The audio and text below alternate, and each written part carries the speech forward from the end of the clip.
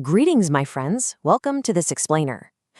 Today we're going to sit down together and really examine a fire that burns inside, well, all of us.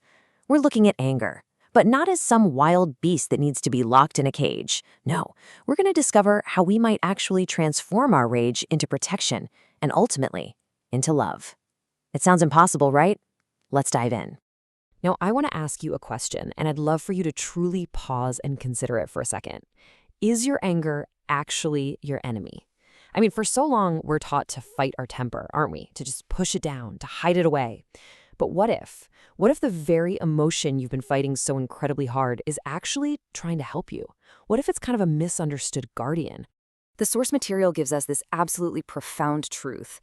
It says, designed for your protection and safety, anger, or even rage, is ultimately your friend and close ally. Wow. That requires a huge shift in our thinking, doesn't it? We literally must learn to accept this powerful feeling as a natural part of our being. Because if we don't, well, we're just forever going to be at war with ourselves. Anger is not your master, my friends. It's actually your protector. So, let's move into our first major section, the true roots of rage. Let's uncover where this protective fire is actually born. The text tells us that anger springs immediately from pain and fear and ultimately from love. This is a deeply profound truth. You see, the mark of a truly healthy individual is the ability to pause and target the exact origin of their anger. So when that familiar heat rises in your chest, ask yourself gently, is this coming from a place of fear? Am I in pain right now?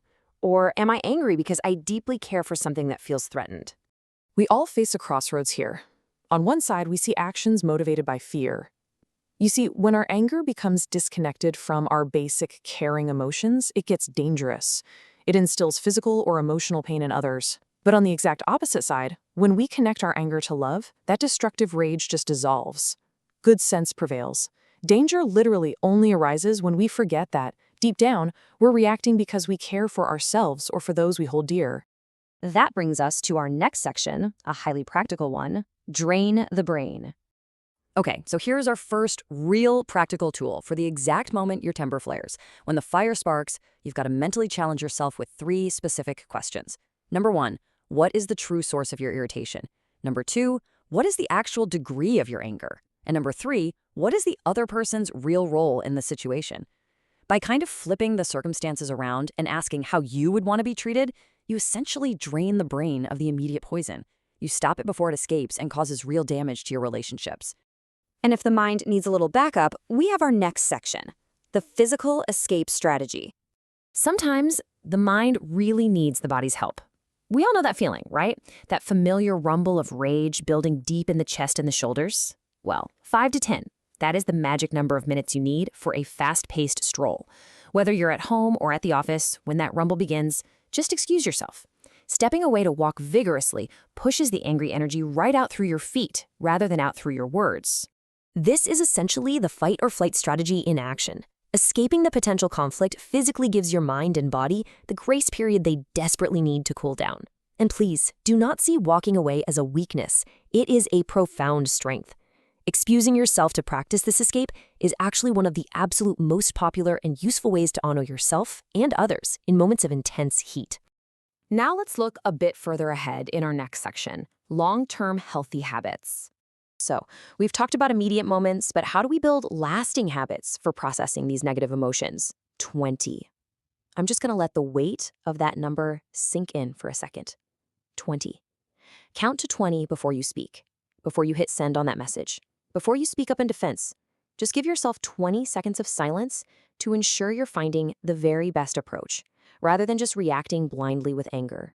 There are actually quite a few supportive paths to release these heavy negative emotions from your spirit. For instance, you might leave the room for a few minutes or even hours before discussing sensitive issues. Or you could write your response to a problem down on paper before you tackle it orally. Keeping a daily journal to safely vent those feelings is huge. Or, beautifully, just talk over the situation with a trusted friend or therapist. The point is, you really don't have to carry the fire alone. Now, I absolutely love this piece of wisdom from the source. Keep a pet. Yeah, studies actually show that simply having a dog or a cat helps to lower your blood pressure. It literally reduces harmful substances in your system that can damage your blood vessels if they're left unchecked. So the simple, gentle act of caring for an animal actually protects your own heart from the unchecked physical damage of rage. Isn't that incredible? Which brings us beautifully to our final section, connecting anger with love.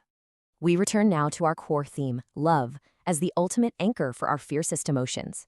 The text shows us that having the true courage to face a problem with a loved one absolutely requires connecting your anger with a positive intention. Real courage in this life, my friends, is the direct result of this vital anger-love connection. It's about looking at the person in front of you and saying, I am angry right now, not because I want to hurt you, but because I want to heal this space between us. And this is exactly how the longest-lasting relationships survive.